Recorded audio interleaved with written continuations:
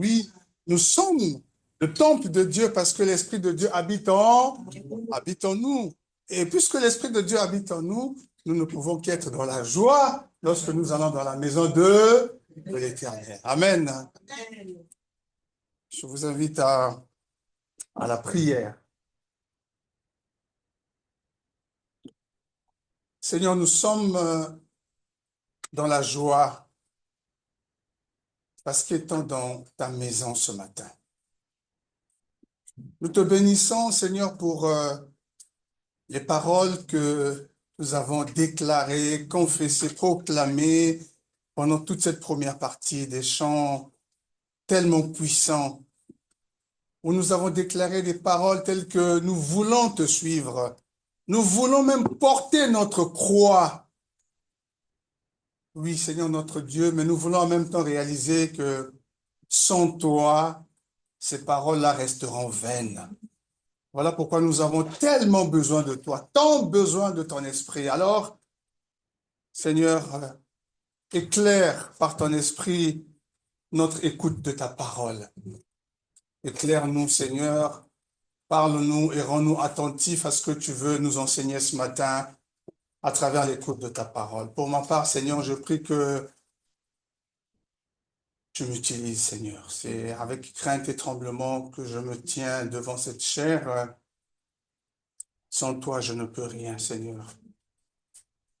Utilise tout mon être, toute ma personne pour transmettre le message que tu veux que ton peuple entende ce matin. Nous te bénissons pour le privilège vraiment que nous avons d'être dans ta présence. Puisse le Saint-Esprit vraiment nous rendre disponibles et disposés et conduise toutes choses pour la gloire du nom de Jésus. Amen. Amen. Amen. Amen.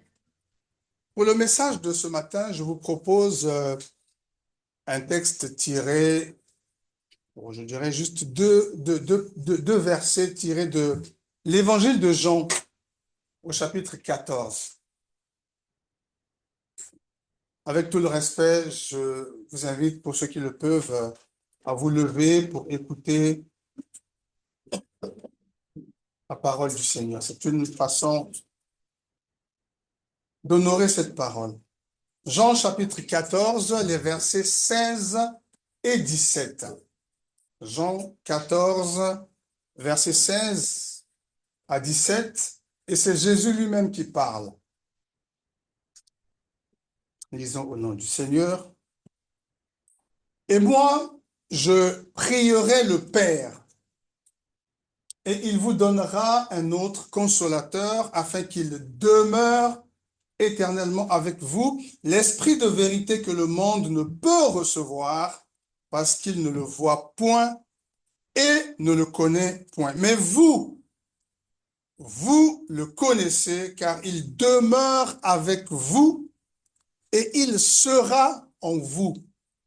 Car il demeure avec vous et il sera en vous. Amen. Amen. Amen. Amen. Je vous invite à vous recevoir, à vous asseoir. Alors, bien-aimés dans le Seigneur, chers frères et sœurs en Christ,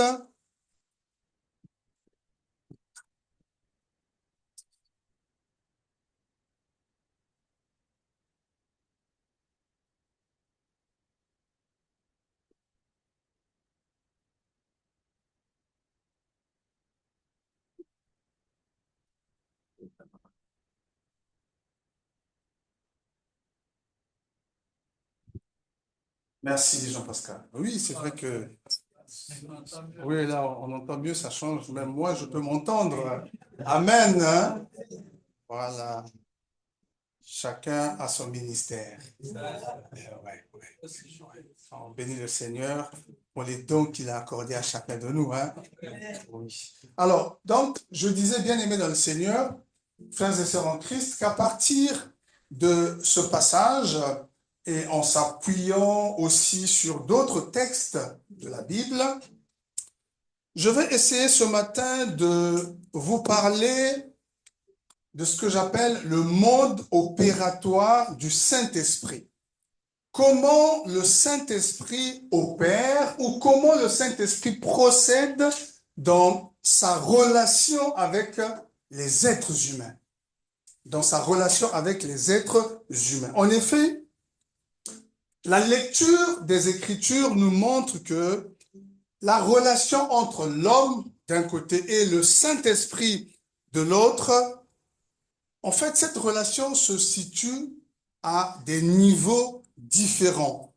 À des niveaux différents et même cela se fait de façon évolutive. On passe d'un niveau à un autre. On peut distinguer, on peut discerner trois niveaux. Trois niveaux.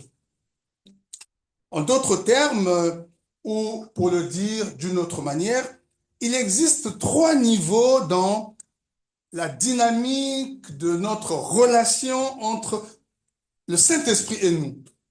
Trois niveaux. C'est le but même de mon message de ce matin. En fait, je veux que tu arrives à saisir que dans la relation avec le Saint-Esprit, dans ta relation avec le Saint-Esprit, il existe trois niveaux. Autrement dit, ta relation avec le Saint-Esprit se situe à trois niveaux. Alors, je parle de trois niveaux, évidemment, mais gardez ceci à l'esprit. Gardez ceci à l'esprit qu'il y a en réalité deux marches. Deux marches. Deux marches parce que le premier niveau, en fait, c'est un peu comme la terre plate. Vous voyez, quand nous marchons, imaginez que nous nous trouvons sur un marché et que nous sommes en train de marcher et que vous rencontrez des chrétiens et des non-païens. Nous marchons tous sur le même sol. Nous sommes tous sur le même niveau. Alors, le premier niveau dont il est question concerne effectivement tout le monde, les croyants et les non-croyants. D'ailleurs, c'est là que je vais commencer. Le premier niveau de relation que nous entretenons avec le Saint-Esprit, nous pouvons le qualifier d'accompagnement. Que quelqu'un dise avec moi, accompagnement. Accompagnement. Soulignez ce mot. Ce premier niveau, nous pouvons le qualifier d'accompagnement. Oui. Cela signifie, en fait, que le Saint-Esprit est à tes côtés. Le Saint-Esprit est à tes côtés comme une personne qui t'accompagne ou comme une personne qui te tient compagnie. Il marche avec toi. Alors nous trouvons cela évidemment dans le verset 17 de Jean 14 que nous venons de lire où Jésus dit au sujet du Saint-Esprit, il demeure et il dit avec vous. Il demeure avec vous. Celui qui m'accompagne est avec moi. Quand ma femme m'accompagne, elle est à mes côtés, elle me tient compagnie. Il en est de même du Saint-Esprit. Donc, le Saint-Esprit a commencé en fait son ministère dans ta vie, mon frère, ma sœur, en t'accompagnant partout. Et je pourrais même dire depuis le jour de ta naissance, en étant avec toi, alors que toi-même, tu ne le savais peut-être pas, tu ne le savais pas. Voilà pourquoi ce niveau justement de relation avec le Saint-Esprit concerne, je disais, tout le monde, tout être humain, les chrétiens comme les non-chrétiens, car le Saint-Esprit est avec toi. Il est avec toi avant même ta conversion. Il est avec toi avant même ta conversion. Avant ta conversion, il marchait déjà avec toi. Mais toi, tu ne le savais pas.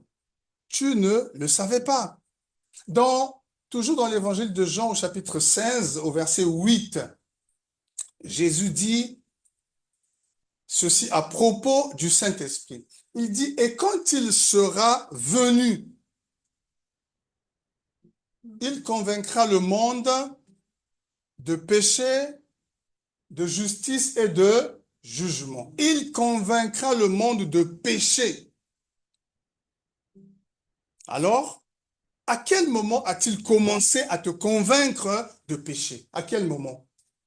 C'est bien évidemment avant ta conversion qu'il a commencé. Je ne sais pas si vous êtes d'accord avec moi, mais pour ma part, frères et sœurs, pour ma part, euh, très tôt, ma mère a commencé à m'amener à l'église. Ce qui était tout à fait normal pour elle parce que étant fille de pasteur, elle a grandi dans la foi et elle voulait aussi que ses enfants puissent bénéficier du même héritage de la foi. Très tôt, elle a commencé à nous amener à l'église. Mais voyez-vous, au début de l'âge adolescent, je me suis éloigné de l'église parce que, évidemment, j'aimais jouer au ballon. J'aimais jouer au foot et les compétitions, c'était les dimanches. Donc, je n'avais plus le temps. J'avais choisi en ce moment-là d'aller jouer au ballon. Je m'étais éloigné de la maison de Dieu. Je m'étais éloigné de l'église. Mais au fur et à mesure que je montais en classe, j'avais de moins en moins du temps pour aller jouer au ballon, de moins en moins du temps. Cependant, quand je suis arrivé à la faculté pour entreprendre les études supérieures, je n'avais quasiment plus du temps. Déjà même depuis la classe de première, je ne pouvais plus aller jouer quasiment. Cependant, j'avais toujours une Bible en tant qu'étudiant et je lisais ma Bible à la maison. Je lisais ma Bible et je me souviens une fois, je discutais avec une collègue étudiante qui, elle, était fervente chrétienne et elle m'a dit, mais quand elle a su que moi, j'allais pas à l'église, je n'étais pas chrétien, elle m'a dit, mais c'est pas possible. Mais moi, je croyais que tu étais chrétien, mais tu n'es pas. Et alors, je lui ai ouvert mon cœur pour lui dire, voilà, j'étais à l'église très tôt, mais bon, voilà, les circonstances ont fait que je m'étais éloigné. Elle m'a encouragé, elle m'a exhorté. Et ça, c'était resté dans mon cœur. Mais malgré ça, je n'avais pas encore fait le choix de repartir vers le Seigneur. C'est quelques années encore, 2, 3 ans après, qu'un jour, un samedi soir, j'étais chez moi à la maison. Alors, c'est bien après que j'ai réalisé que c'était vraiment la visitation du Saint-Esprit. Quelque chose m'a convaincu d'aller à l'église demain dimanche. Quelque chose m'a convaincu, il faut que tu ailles à l'église donner ta vie à Jésus. Alors, moi, ce qui m'hésitait un peu, enfin, ce qui me poussait à hésiter, c'est la honte, en fait, de retrouver des amis avec qui on avait commencé les classes d'école de dimanche et qui avaient fait du chemin, qui étaient restés dans l'église. Je me dis, mais je vais aller là-bas, eux, ils ont évolué, et moi, je reviens, je vais. Ça me faisait un peu de la honte. Je me suis dit, bon, allez, voilà. Je vais changer d'église, je vais aller dans une autre église. Voilà. Oui, je vais aller dans l'église du centre-ville. Mais vraiment, c'était tellement pressant que je ne pouvais pas résister. Je me suis apprêté ce samedi soir et dimanche matin, je suis allé à l'église. Je suis rentré et je me suis assis au fond de la salle. Au fond, je me suis dit, bon, c'est sûr que personne ne me connaît, je connais personne. Ici, c'est tranquille. Je me suis mis au fond. Mais je vous assure que le message du pasteur était entièrement adressé à moi. J'étais touché ce jour-là. Et comme ça se passe souvent dans nos églises, enfin, je veux dire dans les églises de nos pays d'origine, à la fin de la prédication, le prédicateur dit toujours, alors celui qui a été touché par le message et qui n'a pas encore donné sa vie à Jésus, c'est vraiment l'occasion. On fait un appel. Et quand c'est comme ça, vous venez devant, afin qu'on prie pour vous. Alors, j'ai hésité un peu, mais dès que j'ai vu quelqu'un se lever, ça m'a donné du courage. Et moi aussi, je me suis levé et je me suis approché. Je vous assure qu'après nous avoir chuchoté à l'oreille ce qu'on devrait déclarer comme parole, on nous a demandé de nous retourner pour regarder à l'assemblée. Vous retournez, vous regardez. Alors quand je me suis retourné pour regarder, j'ai réalisé que mais, il y avait des gens que je connaissais. Ah, mais trop tard. Comme on dit, le vin était tiré. Il fallait trop tard. Il y a des gens qui me connaissaient, que je connaissais aussi. Je dis, waouh, bon, c'est fait. Peu importe. Et il fallait déclarer, je veux abandonner les péchés pour suivre Jésus. Et chacun de nous a proclamé ces paroles. Et ensuite, on s'est mis à genoux devant la croix. Et on a prié pour nous. Et c'est lui qui m'avait visité ce soir-là pour me convaincre que demain, il fallait que j'aille à l'église. Bien-aimé, la première relation avec le Saint-Esprit, je l'ai dit, c'est là l'accompagnement. Il est avec vous, dit Jésus. Il t'accompagne partout. Mais attention, il n'est pas encore en toi. Il est avec toi, mais à l'extérieur, comme une personne, je l'ai dit, qui t'accompagne. Et un jour, c'est-à-dire après ta conversion, c'est en ce moment-là qu'il sera en toi. Bien-aimé, je viens là d'évoquer le premier niveau dans la relation que nous avons avec le Saint-Esprit. C'est l'accompagnement. Il demeure avec vous. Maintenant, passons au deuxième niveau dans la relation avec le Saint-Esprit.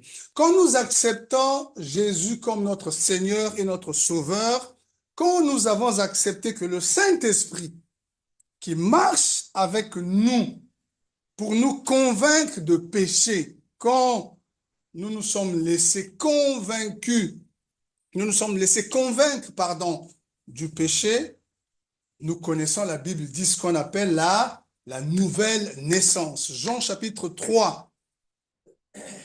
Et ce qui se passe avec notre nouvelle naissance, c'est que le Saint-Esprit qui était à l'extérieur comme un accompagnateur, parce qu'au fond, il respectait notre intimité et qu'il ne s'opposait pas à nous. Mais une fois que nous avons accepté Jésus, celui qui nous accompagnait il rentre maintenant en nous.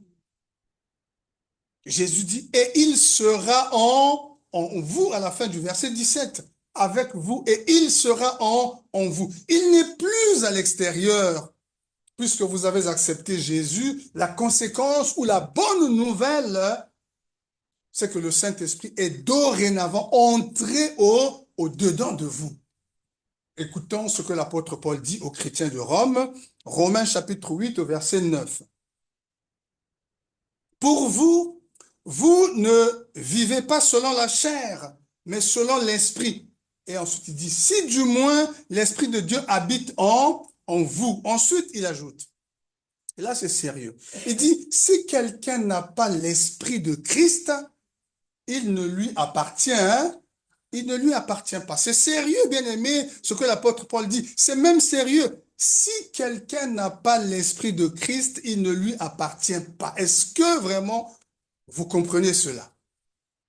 Est-ce que quelqu'un comprend cela? En effet, au fond, cette phrase-là est négative. Mais vous devez justement la transformer en une phrase positive ou affirmative. Si quelqu'un a l'esprit de Christ en lui, donc il appartient à Christ. Voilà. En lui. Soulignez ça, en lui, pas avec, en lui. Si quelqu'un a l'esprit de Christ en lui, Paul dit donc, il appartient à Christ. Nous avons dit que lorsque le Saint-Esprit est avec nous, c'est pour nous convaincre de péché, afin de vous amener à la conversion. Maintenant, lorsqu'il rentre, lorsqu'il vient habiter en vous, après votre conversion, c'est pour vous sauver. C'est pour vous sauver. Ta vie est dorénavant entre les mains du Saint-Esprit. C'est pour toi une garantie que tu es sauvé. Voilà pourquoi l'apôtre Paul, en parlant du Saint-Esprit, dit aux Éphésiens, Éphésiens chapitre 1, verset 13 à 14. Il dit, en lui, vous aussi. Après avoir entendu la parole de vérité, l'évangile de votre salut, en lui, vous avez cru et vous avez été scellés du Saint-Esprit qui a été promis. Et il ajoute, lequel est un gage de notre héritage. Il dit, pour la rédemption. Un gage de notre héritage pour la rédemption. Un gage, c'est quoi? Un gage, c'est quoi? C'est une avance. Dès que tu acceptes Christ, le Saint-Esprit rentre en toi comme une avance, un avant-goût de la vie éternelle, le Saint-Esprit. C'est lui qui va dorénavant accomplir le travail du salut en vous. C'est lui qui va accomplir le travail qui consiste à changer ton caractère au quotidien. C'est lui qui va se charger du travail qui consiste à produire en toi le fruit de l'esprit. Galates 5, 22. C'est lui qui va faire ce travail en toi. Oui, c'est lui qui nous empêche aussi de rétrograder dans la foi. C'est lui qui va t'empêcher, si tu veux commettre quelque chose qui va attrister le cœur de Dieu, il va parler à ton cœur, il va te dire, attention, ne fais pas ça. Et si tu es obéissant, tu écoutes la voix, tu ne fais pas. C'est lui parce qu'il veut te préserver de la chute, avoir la vie éternelle. Oui, c'est une très bonne chose, mais c'est pas une garantie si tu ne laisses pas la place au Saint-Esprit de te guider. Et c'est son ministère lorsqu'il est en nous. Nous avons dit, bien aimé, que le premier niveau de notre relation avec le Saint-Esprit, c'est l'accompagnement. Il est avec vous, il chemine avec vous, et il vous tient compagnie comme une personne qui vous accompagne. En même temps, en vous tenant compagnie, en même temps, il vous fait des clins d'œil parce qu'il veut vous attirer à Jésus.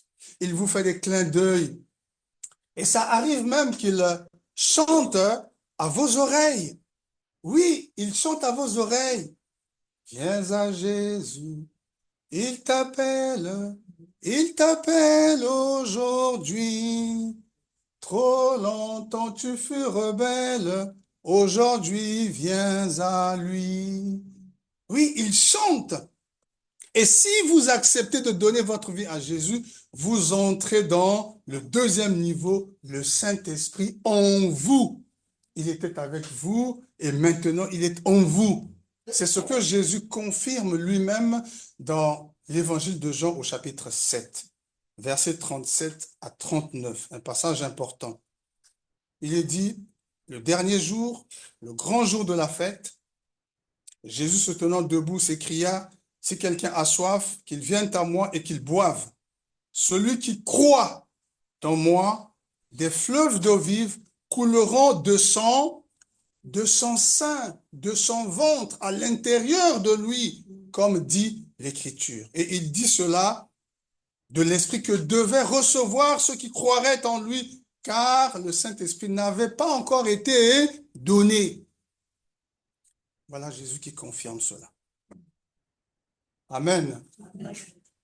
Alors, le problème qui se pose maintenant, c'est au troisième niveau, à la troisième dimension du Saint-Esprit. Parce que c'est un niveau, bien aimé dans le Seigneur, que l'on néglige souvent, mais très souvent. C'est le niveau où le Saint-Esprit fait quoi?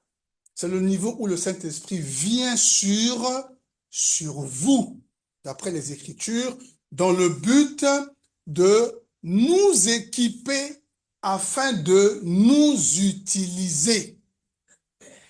Je dis bien afin de nous équiper pour nous utiliser. Dans Jean chapitre 20, au verset 22, lorsque Jésus a soufflé sur ses disciples, que s'est-il passé?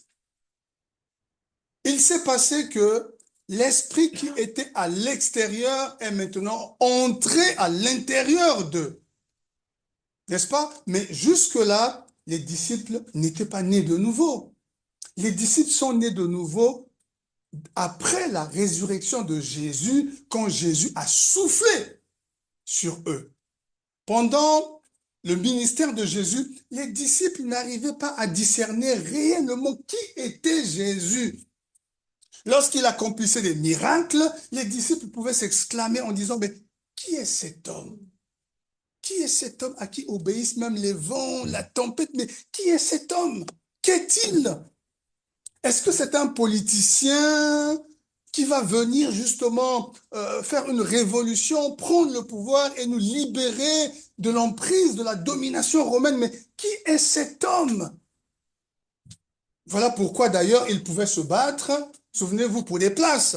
Il y en a qui voulaient dire, ah mais moi je veux être à ta gauche, moi je veux être ton premier ministre, moi je veux être ton vice-président, moi je veux être là. Oui, il pouvait se battre pour les places. Qui est cet homme? c'est après la résurrection que les disciples vont comprendre qui est véritablement Jésus. Il est écrit d'ailleurs à la fin du chapitre 2 de l'évangile de Jean. Après le premier miracle de Jésus, le fait de transformer l'eau en vin. À la fin de ce chapitre 2, au verset 22, il est écrit ceci. C'est pourquoi, lorsqu'il fut ressuscité des morts, voyez, l'auteur parle maintenant de après la résurrection. C'est pourquoi, lorsqu'il fut ressuscité des morts, les disciples se souvinrent qu'il avait dit cela et ils crurent à l'écriture et à la parole que Jésus avait dite. C'est donc après la résurrection qu'ils vont comprendre qui est véritablement Jésus. Et là, il va souffler sur eux. Recevez le Saint-Esprit. D'ailleurs, souvenez-vous que l'Éternel avait fait la même chose sur Adam à la création. Il avait soufflé sur Adam. Et Adam était devenu quoi? Une âme vivante. Mais Jésus, en soufflant sur les disciples ne sont pas devenus des âmes vivantes. Ils étaient déjà des âmes vivantes, mais ils sont devenus des hommes vivifiants, des hommes nouveaux, pardon. Ils avaient reçu l'esprit pour devenir des esprits vivifiés. Oui, le Saint-Esprit avec vous, c'est pour vous convaincre de péché afin de vous amener à la conversion, à la repentance. Le Saint-Esprit en vous, c'est lorsqu'il vient habiter en vous dans le but de vous sauver, de vous accompagner dans la démarche de la vie éternelle. Mais jusque-là, les disciples n'étaient pas prêts pour le ministère. Ce pourquoi Jésus les avait appelés. Ce pourquoi Jésus avait dit à chacun, toi, viens, suis-moi. Ils n'étaient pas encore équipés. Il leur manquait donc la troisième dimension qui est la puissance pour le témoignage. À partir de là, Jésus va leur dire de ne pas s'éloigner de Jérusalem, mais d'attendre ce que le Père avait promis. Mais vous recevrez une puissance, le Saint-Esprit survenant sur vous, et vous serez mes témoins à Jérusalem, dans toute la Judée, dans toute la Samarie, et jusqu'aux extrémités de la terre. Oui. Et il est bien dit dans la suite que c'est ce qu'on appelle le baptême dans le Saint-Esprit. Le baptême du Saint-Esprit signifie que la puissance de Dieu est descendue sur toi pour faire de toi un témoin de la résurrection de Christ dans ce monde en perdition. Bien-aimés, ne cherchez surtout pas à servir Dieu sans en être arrivé là. Le Saint-Esprit survenant sur vous. Nous en avons d'ailleurs parlé dans les préparations au baptême. Le baptême dans le Saint-Esprit nous revêt donc d'une façon surnaturelle de la puissance d'en haut pour être témoin de Christ. Ainsi, l'expression être baptisé dans le Saint-Esprit suggère une expérience dans laquelle la personnalité tout entière du disciple, du croyant, est immergée, entouré, enveloppé dans la présence et dans la puissance du Saint-Esprit venant sur lui d'en haut, donc de l'extérieur, d'en haut. Dans le livre des Actes des Apôtres, le langage utilisé indique que le Saint-Esprit est descendu, descend d'en haut, et est répandu justement sur le croyant, d'en haut. Par exemple, Acte 2, verset 2. Nous lisons que le jour de la Pentecôte, tout à coup, il est dit, il vint du ciel, comme une pluie. Tout à coup, il vint du ciel un bruit comme celui d'un vent impétueux, et il remplit toute la maison où ils étaient. Ces paroles montrent que le Saint-Esprit est descendu d'en haut sur les disciples et les a complètement immergés, enveloppés, jusqu'à remplir toute la maison, le lieu où ils étaient. Le Saint-Esprit était venu du ciel, d'en haut, pour faire des témoins de Jésus-Christ sur la terre. Et c'est là justement le problème de beaucoup de chrétiens. Jésus a dit à ses disciples, on l'a entendu, vous êtes le sel de la terre et plus loin vous êtes la lumière du monde. Bien-aimés, vous comprenez que c'est très bien en rapport avec notre témoignage dans ce monde. Le sel de la terre et la lumière du monde. Est-ce que nous jouons correctement ce rôle de sel de la terre et de lumière du monde? Est-ce que vous êtes d'accord avec moi que nous influençons ce monde par notre témoignage? Est-ce que c'est ça le cas? Sans oublier que c'est le Saint-Esprit justement qui apporte le sel et le piment justement, j'allais dire, à notre témoignage. La Bible déclare que la création soupire.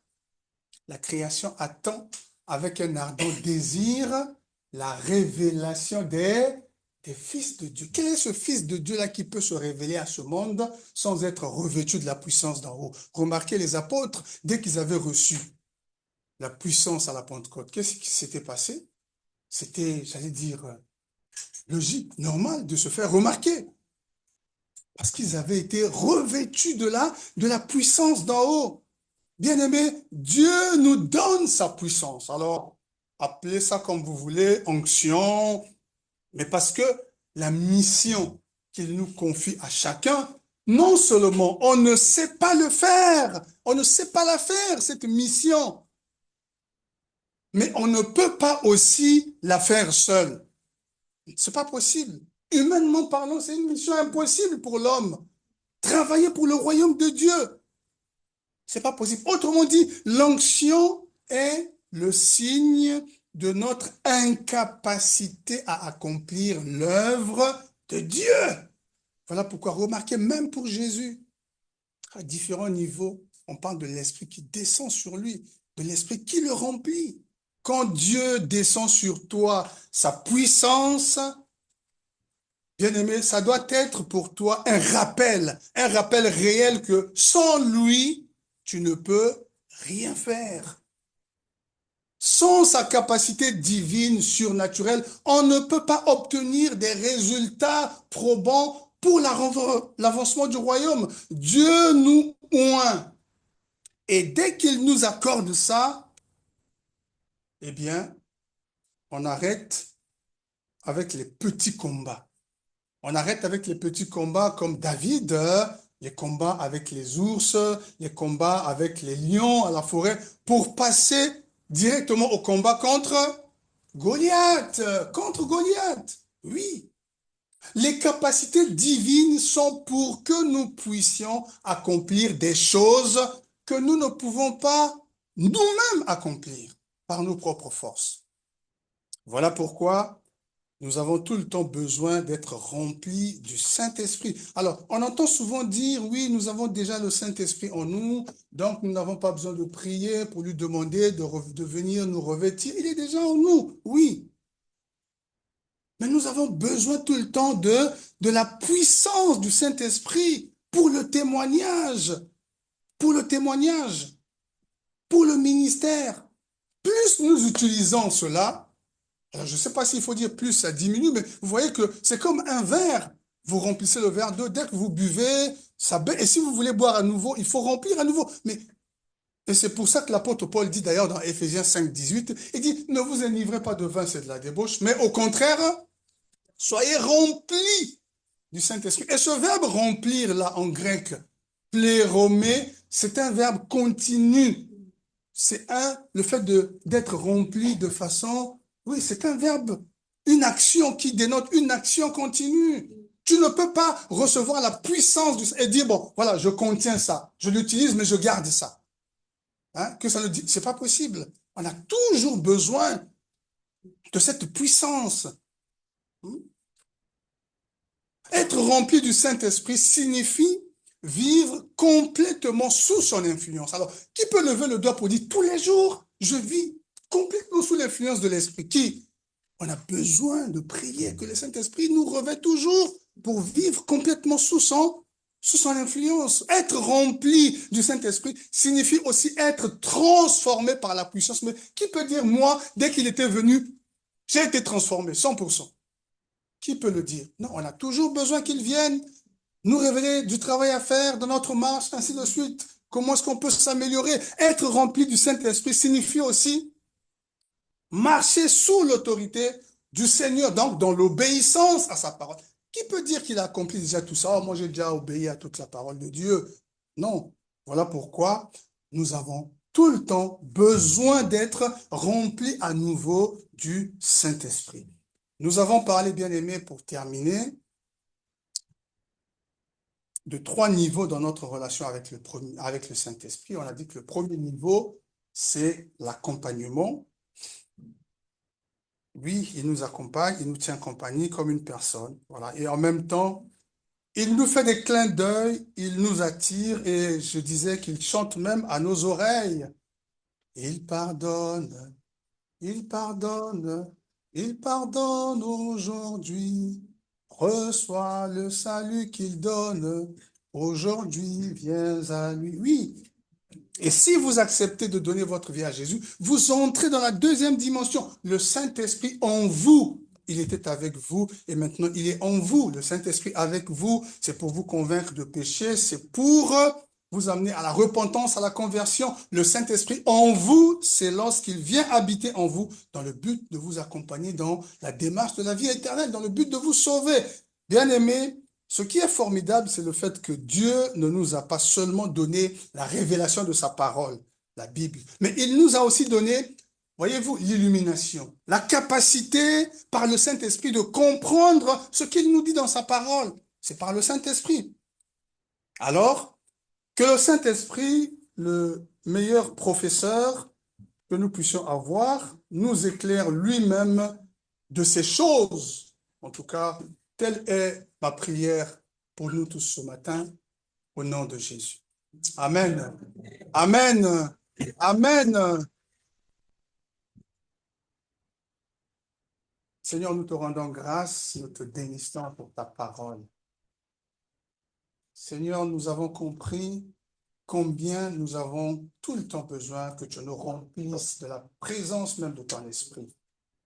Nous avons compris que sans toi, nous ne pouvons pas accomplir la mission que tu as assignée à chacun. Tu nous as dit, allez et faites de toutes les nations les disciples.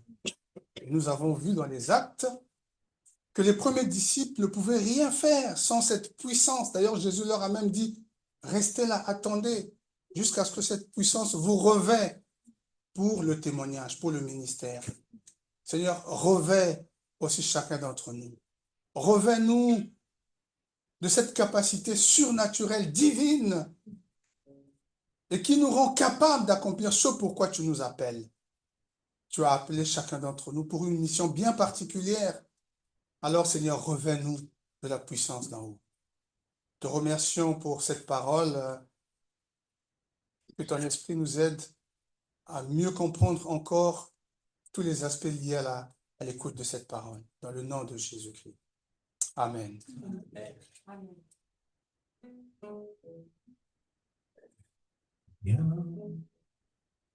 Saint-Esprit.